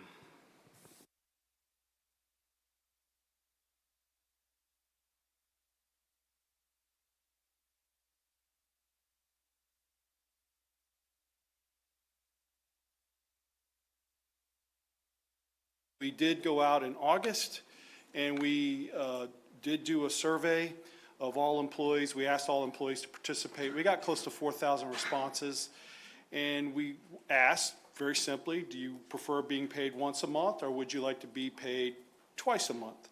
You can see the results up there. We had about 51% wanted to stay with once a month, and we had 49% go to twice a month. I did look at disaggregating that data a little bit. Our non-exempts were about 60-40 for twice a month, and our exempt employees were about 60-40 for once a month. So we have a nice split, as you would say. So if we wanted to consider, okay, if the board would direct us to go to a twice a month pay period, what would that involve? What would we have to do? And so I asked payroll, I asked benefits, and I asked my department, HR, to really consider that. What would it take? We would be doubling the work at that point of collecting time cards, of adjusting things like benefit withdrawal, your premiums and all that kind of stuff. To keep up with that, it would cost us. We would probably take the folks in payroll. We would probably have to move them from a 222-day calendar, which they're currently on, and we probably have to make them more full-year employees and have them work a 256 to a 260-day calendar. Of course, that would cost us a salary. Payroll estimated to me they probably need 4 extra people to help process that salary on time and make sure it got there. HR, we would probably need 2 more people. That has a lot of work to do when a first hire comes on, making sure their pay is right in the system, make sure they're getting the the proper stipends for teachers. We have to look at their service records, make sure they're getting credit for the proper years. Those can be very complicated and time-intensive processes, and so we think we would probably need 2 more employees. And then benefits, currently, my benefits department for 6,600 folks, I have 2 professionals and 2 non-exempt employees in there to set the benefits, and we don't have what we call a third-party administrator. We have to build our own system for enrolling people into our benefits package, and we have to be the ones to sign them up. In other districts I've been a part in, you bring in a third-party administrator to do that. So that's a lot of work on them. They already put in a lot of extra time. I can tell you I paid a lot of overtime, and I've given a lot of compensatory time and benefits over the past year, just because there's so much. So there's no way they could keep up with going to a twice-a-month pay period without some extra help. So rough estimate, we would think about $950,000 a year to run a twice-a-month pay period. That's not including the time to set that up.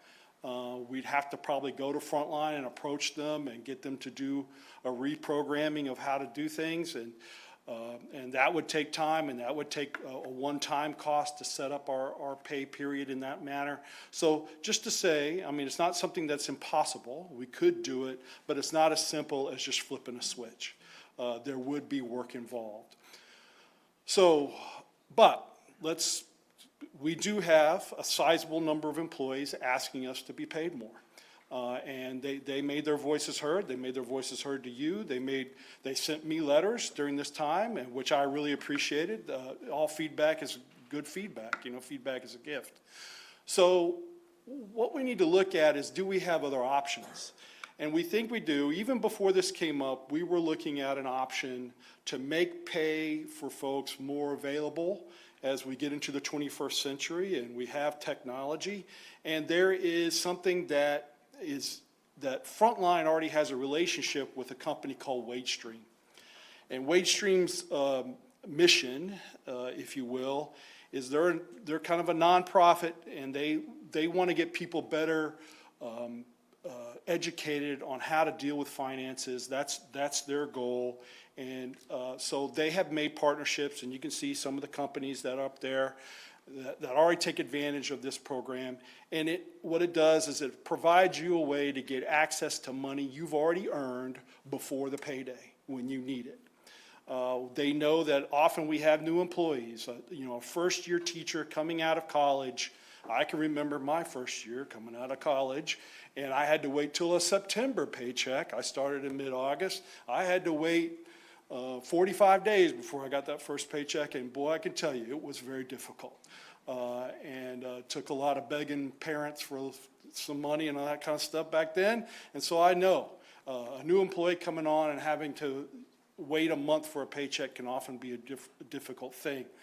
And you have unexpected expenses that come up, a flat tire, your car breaks down, you need new clothes. You're in a professional environment, you're gonna have to buy new clothes. So this company looked at working with employers to say, hey, how can we make the money that the employee earns available to them right now, at least part of that money. So what WageStream allows to do, it's an app you can put on your phone. What it does several different things. One of the things it does is help you track what you earn real time. So I work this day, this is a daily rate. I've earned $300 today working for KISD, and it helps them see as they go along, I've earned this much money as I'm going along. I'm going to skip the on-demand pay and go to budget. It does provide some budgeting tools to help you set up, hey, this is when this bill is due, this is when that bill is due, puts it on a nice little calendar for you, does some financial planning, if you will, for that. Here's a big benefit this does, and I can't believe they offer this, but they offer a savings account to our employees, they would, at 5% interest. That's a pretty good interest rate for a savings account these days. So that's real appealing. I bet would be really appealing to a lot of folks. It does have some education if you choose to use it on how to budget and how to manage your money and taxes. And that's there available for you. And then the feature that I skipped and I want to go back to is this on-demand pay feature. So basically we could set up a way for the employee to access a certain percentage of the money they've earned, and they could access that money by going through the app. And what it does is it sends your money to an account that's managed by Wells Fargo and then into your account at your bank. If you do it, if you wait a business day, there's no fee associated with it. It doesn't cost the employee anything. If you need it instantly, let's say you're on the side of the road and you got a flat tire, you got to pay the guy right away, there is a $3.29 fee. But you can use it as many times as you need within the month. There's no cap on that. There's just a cap on the amount of wages you can access. They suggest 50%. A lot of the districts I talk to are between 30 and 50% of your earned wages. Okay? And that's just more about what they call it. They call it a settlement account. And the reason that they would only limit it at 50% is because they want to make sure in your paycheck you have enough money available in your paycheck to pay taxes and to pay, maybe you have a wage garnishment of some sort. They want to make sure, in your benefits, of course, you got enough money to pay your benefit premiums. So it's 50%, it would be 50% at the max of your gross. Like I said, other districts set it at 30, other districts set it at 40. It's just a district decision. So this is already, as Ms. Jones so eloquently told me one time, nothing is free. And this isn't free, but it is part of the stuff. When we pay Frontline, this comes with the package that we get from Frontline. So literally, we could turn this on at this point and make this available to our employees. WageStream is used, as you can see, in a bunch of different districts across the state and across the country. They've gotten pretty good reviews anecdotally on how it's been used. I want to get across, this is not a payday loan. There's no loaning, there's no interest debate. It's just if you use an instant transfer, that costs you a $3.29 fee. That's the only fee associated. And they cap that at 10. You cannot, once you go past 10 transfers within a month, they don't charge you that fee anymore. Because they figure what they told me is that's kind of like a late fee on a bank. It's usually around $35. Our project, we'd like to get this started as soon as November. They tell us it's about a 4-week process of getting an onboarding workbook. So we would have to do some setup work. We'd have to identify some employees that we might not make eligible because they have like a wage garnishment through the Attorney General or something like that. We need to look through our employees for that. Then we'd have to work with our comms department to start educating our folks, letting them know about this app, how to use it. We need to test the portal to make sure it works. And then we'd have an implementation week to get everybody ready and to let them know that we're about ready to start this. And then, of course, we'd launch it, and they would have people, what they call hypercare, to be there and available for our employees to ask questions and so forth. So we hear our employees. They're saying they need access to money quicker than they're getting paid on the payday. We know they come up to things like Thanksgiving, where they might need some extra money to buy a good Thanksgiving meal for their family. We know I've gotten letters before, even before this year, about, hey, it's coming up on Christmas, your payday is 3 days before Christmas, and I need money to buy presents for my kids. We feel like WageStream is a way to provide them with that ability to get that money before the paycheck and to take care of these problems. So if you have any questions, I'd be happy to answer. Questions from trustees? Madam Vice President. Madam Secretary. Mr. Baker, has any thought been given to opening this up for the entire district versus a pilot, a feeder pattern, or we just open up the gates and just go at it? That's a good point. I think our discussions, and we've had months of discussions with WageStream, we feel like opening it up for everybody is the way to go. Okay. Madam Vice President. So that was actually going to be, my question is that if all the employees can participate in this program, even because this app itself could be very beneficial to people who, even those who don't wish to get a draw.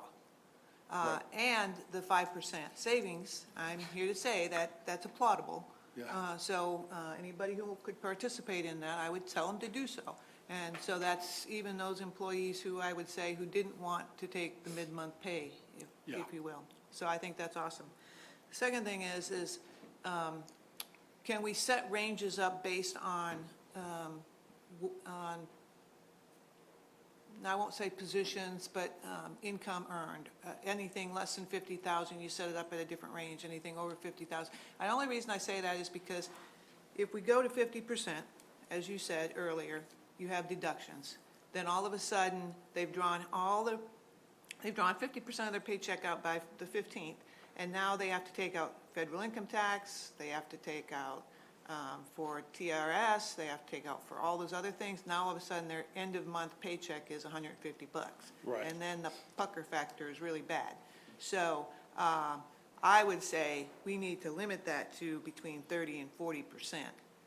So we've had those discussions, I think my payroll department's in here.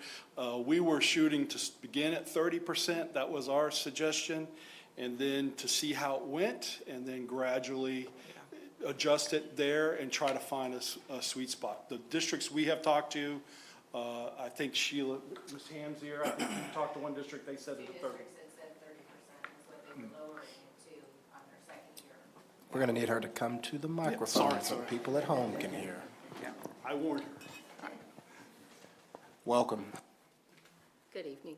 So the two districts I talked to started out at 40%, and they felt like it was more, it was a better product for their employees if they were limited to 30%, just because some of them would become upside down and it would take them 2 or 3 months to get paid back in full. So once they've paid back, they can choose to go back to just a regular direct deposit, because basically they control it with direct deposits. They'll enter a new direct deposit for them because WageStream is embedded in Frontline, and it locks their direct deposit so they can't change it until they've paid it back. You said upside down, so now you're causing me some pause. You're going to have to. So we give our leave up front, and sometimes our employees will, if they're ill or they'll take a vacation, they'll overuse their leave. So when they're out of leave, they'll get docked when the payroll processes. So although the days in the calendar are listed as their work days, if they get docked for 3 days of pay, it may take them a second paycheck to pay back the full amount. Madam Vice President. And going back to the previous cost proposal, where we were going to have to add 8 people here and 10 people here and 5 people here, will we have to add any people to data input or anything of that nature at this point, if we use this program? I don't believe so. I think our staff, our current payroll staff, will be able to review the information. We wanted to use November as a start date due to the new benefits year starting in September. That way we'll know a more accurate payroll for our staff. We may have to work a few extra hours to review those. We can identify them easily through our payroll records, who have the deductions and who have garnishments and who have the higher benefits. So for the most part, majority of our staff will have access to it. Thank you. Mr. Hickenberg.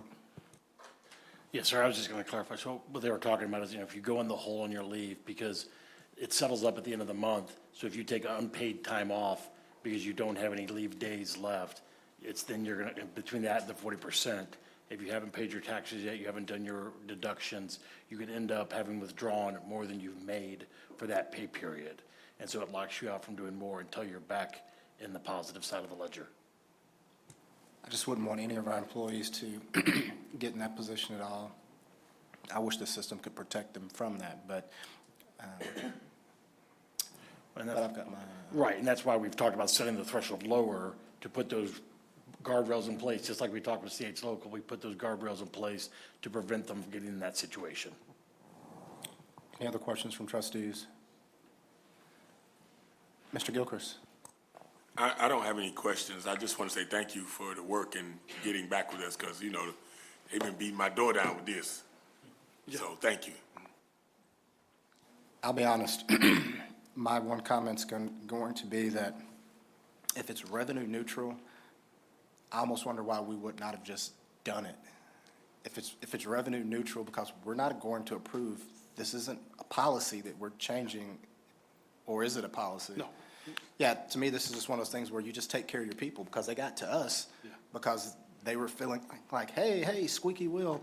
And this is, in hindsight, an easy fix that ideally we would already be down the road. But I'm glad we've done the work to get. Well, we wanted to make sure, and we wanted to do our due diligence that, talk to other districts. We've talked a lot about the tool itself and how we want the app to read. There's a potential, they figure daily rate a little bit than we do. So we've had a lot of discussions about that, so employees won't get confused when they look in Frontline for us and the daily rate says this, and they look on the app and the daily rate says that. So we've had a lot of discussions about that. So we're just trying to make sure that when we do roll it out, it rolls out smoothly. Madam Secretary. In our conversation with districts, did we find any who started or expanded the service from Frontline and decided, oops, let's pull back? Just what Sheila said, we found some started at 40 and they went down to 30. But none that completely cut the service off or whatever? No. Okay. All right. Thank you. Thank you. We'll now go to D, discussion of system scorecard priorities and district goals.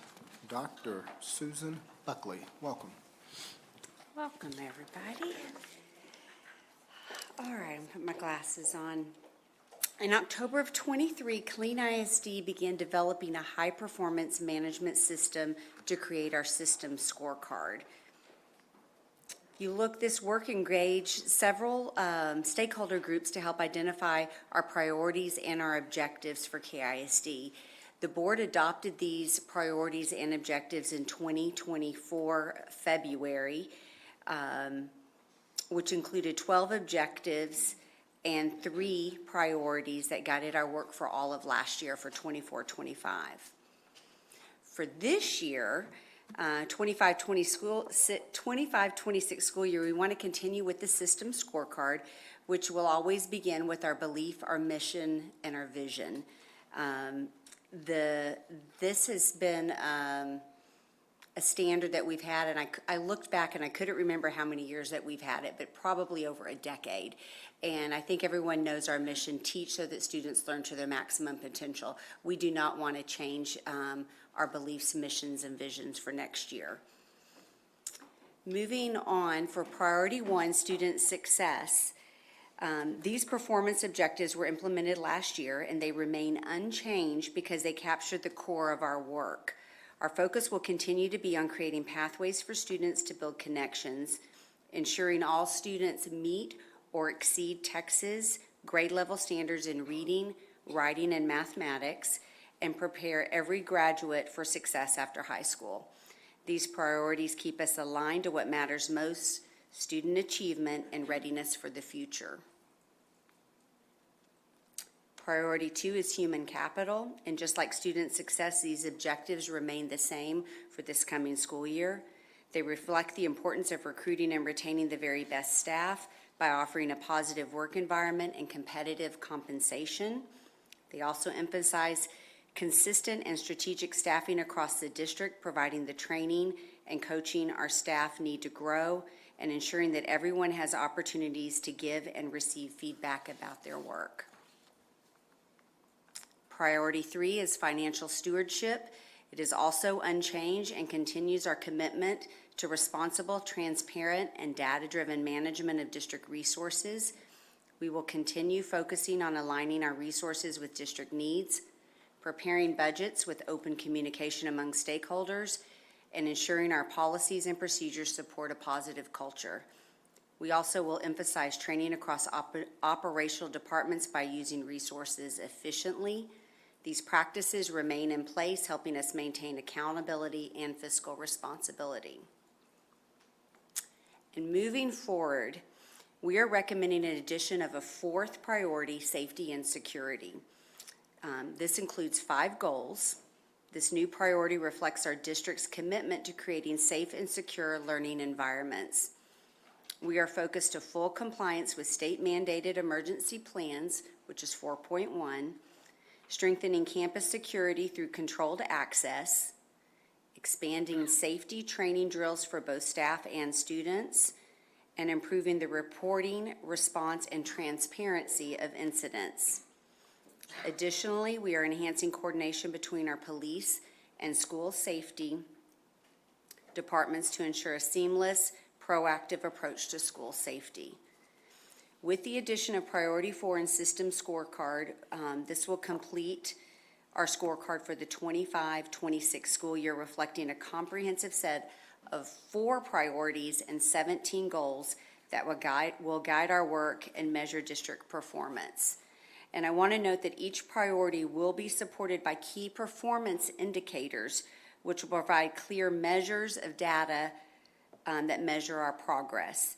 We'll begin sharing these indicators with the board throughout the year, starting later this month with Priority 1, Student Success. And I'm open for questions. Questions from trustees?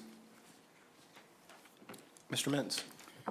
Dr. Buck, if I could just make one comment on the Priority 4, I think I'd like to see something in there, and y'all can wordsmith it, but something that would say, you know, that safety is kind of a part of everything that we do.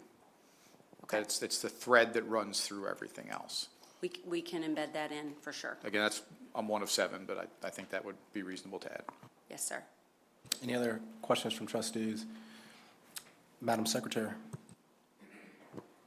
I would like to have a schedule of when we're going to review these up front, so we know in advance, you know, we're going to do, like you said, later this month, Priority 1.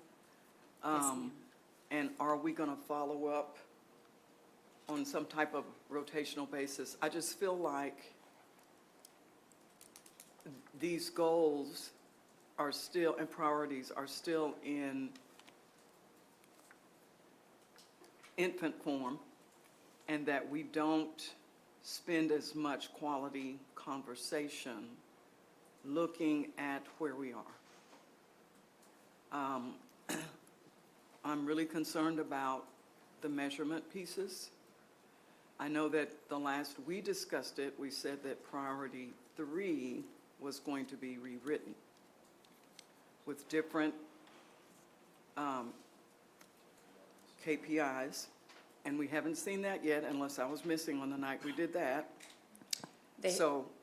We are rewriting Priority 3, but the board approved priorities and performance objectives have stayed the same. But when you get the presentation on the KPIs, the key performance indicators, you will see those are change and more measurable. Yeah. And I agree that we need to keep the ones that we voted in and adopted. However, adding more is good, but we still haven't done the quality work on the ones we already have. So I need more. I need more revisiting of our priorities. I think we need to communicate them more so that they become embedded in our culture of our district. And I think just looking at them ever so often, then we're too far removed from keeping student success at the focal point of everything we do. So I really would want to see a schedule when we're going to follow up. And I know it's based on assessments and how things are spread out in the year, but I think that the general public would want us also, if these are, you know, if this is our scorecard, then we need to know where we are on the scorecard. Yes, and I think we need to have more frequent conversations on it. Dr. Buckley, my key feedback on the system scorecard is I just want to see more pivoting measures based on the system scorecard, saying we're doing this because this is what we're seeing in the system scorecard, that we're measuring this, we're falling short, so here's where we're going, this direction here, to drive, for me, to drive the allocation of resources. To me, if you come up and you say, hey, here's what I'm requesting within the budget, and you're saying, why? Because the system scorecard shows this, and we didn't hit this performance measure, that's why we're requesting, you know, $500,000 for this program. And I think that is the, I think that should be the driving factor to help your team, you know, get what you need resource-wise. Because you say, hey, you adopted this, we're trying to accomplish this, we didn't get this done, here's what we need. So that's my little feedback on it, so thank you. Any other comments from trustees? Thank you, Dr. Buckley. We appreciate you. Thank you. All right, now we're going to go to item E, which is discussion of future board meeting agendas and trustee remarks. We'll start with our superintendent, Dr. Davis.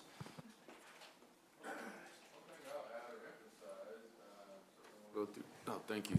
The only thing I'll add or emphasize is really just reminding the board upcoming legislative update at the 23rd. That's really important. As you all know, some new legislation officially kicked in as of September 1st, and certainly want to make sure the board is abreast of what those are and how they could potentially impact KISD. All right, Mr. Mintz. Nothing, thank you. Madam Secretary. Mr. Gilchrist. Thank you, Mr. President. I've got a couple of things that I want to, just one really, but I'm really concerned about consistency in policy enforcements at the campus level, and I'll share with you what I'm talking about. From talking with parents and students, one school is implementing the district policy one way and another school another way, and so there's creating confusion. An example of that is cell phone policy. Some schools are strict and really adherent. Other schools are kind of lenient. We need a district policy that says this is the standard, we're going to enforce it, and everybody's doing it in similar fashion. We know it's not going to be identical, but it shouldn't be so diverse till parents believe at one campus, my kids get away with it, at another campus they don't. The other thing is student attendance at activities, unaccompanied, like a game. We know that we have a policy that says that students are not supposed to go, if they go to a game that they're not a student at that campus, they need to be accompanied by an adult or a guardian. Well, some campuses are enforcing it and others aren't. And parents that are taking their kids to these games are getting frustrated because last week I dropped them off and it wasn't a problem. This week over here, this location is different. We need consistency. So I would really ask us as a district board staff and campus level leaders to really just enforce the standards and the policies according to what they are, not what they think they are. Thank you. Madam Vice President. Nothing. As we look at meeting dates, I sent a message out earlier for October 13th to do some Team of 8 training, but there's some conflicts on that, and I'm wanting to know what does October 9th or October 20th look like for alternative dates for that Team of 8 training for this body?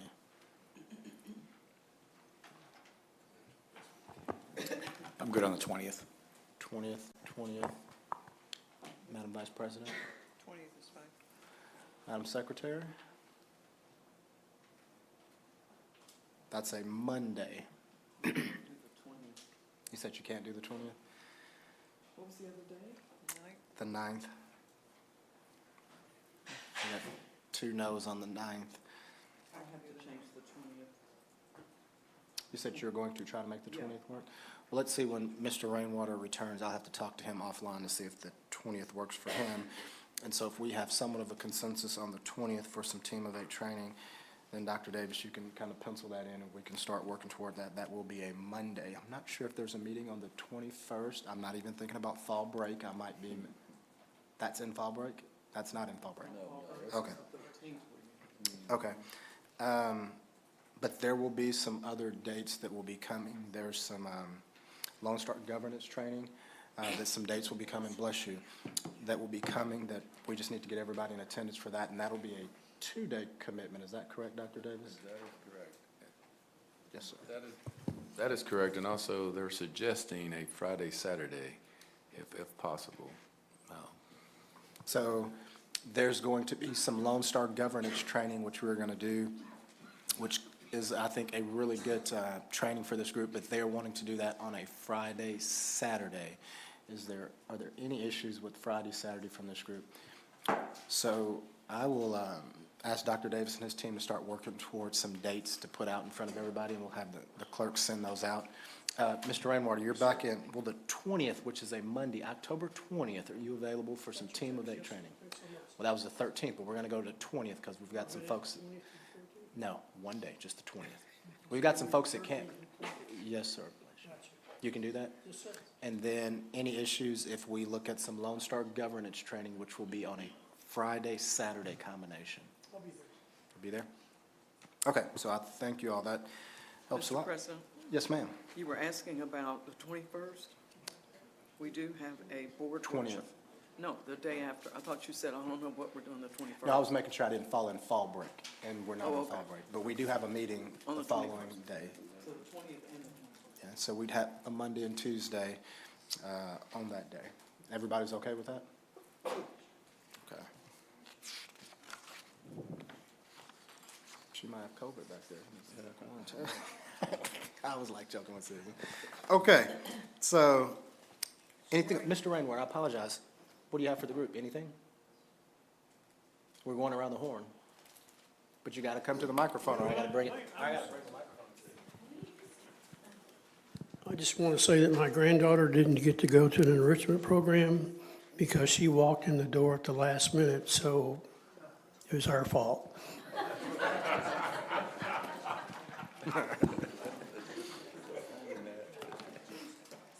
You can make it up at Christmas. Okay, we're now going to go to 5 on the agenda, which is closed session. The board will now convene in closed session for agenda item 5A, discussion of personnel matters and nominations for the Bell County Tax Appraisal District Board of Directors for 2026, as allowed by Texas Government Code 551.074.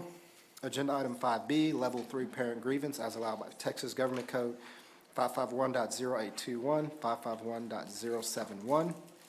No voting will take place in closed session. Any action the board wishes to take as a result of discussions in closed session will take place after the board reconvenes in the open meeting. The time is now 8:06 p.m. and we're in closed session. We'll remain in here, but we're going to take a brief 5-minute break to allow everyone to kind of get themselves together.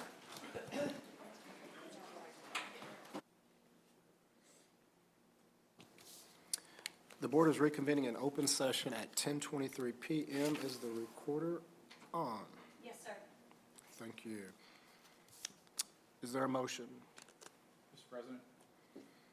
Mr. President, I move that the board deny Ms. Hickok's consolidated complaint appeals and uphold the administration's decisions at level 2. We have a motion by Mr. Mintz. We have a second by Mr. Gilchrist. Any further discussion by trustees? There being none, all those in favor, show of hands. Is that discussion or? Okay, I'm sorry. In favor. Okay, all those in favor, show of hands. We have 5 in favor, none in opposition, 2 absent and not participating, and trustee Marvin Rainwater and trustee Tina Capito, 5-0-2. Mr. President? Yes, sir. May I make just a comment for the record? Absolutely. Ms. Hickok, so all of the information that you've requested can be, since you are in litigation, you just simply need to send a written request to Ms. Jones for that information. You can have all of that information. It's just the manner in which you asked for it. So I would encourage you, before you walk out of here this evening, she can tell you how she would receive that request, and you would be given, I would assume, be given all of the information and the records that you've requested.